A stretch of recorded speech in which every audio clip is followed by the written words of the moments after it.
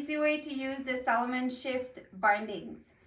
So pretend you're done skiing and then you want to go touring. So what you do is, see here it says walk and ski, so you push this down to walk. I have a mitt because I always get pinched, okay? Now you need to open the pins wider so they fit, so you can put your boot in. So you take your pole, push this,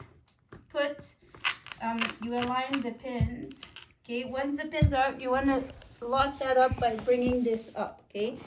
Now your toes are secure, but you have your brake. So in order to put the brake up, you put it up in walk mode, and then the trick is to push down so your brakes get in. So now I'm in touring mode, which is great. And say I get to the top of the hill, I want to go down.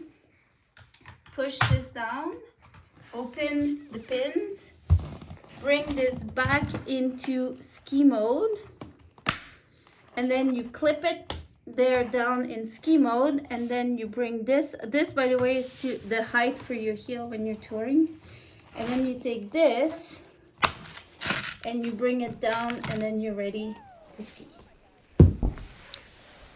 That's it. Happy skiing. Subscribe.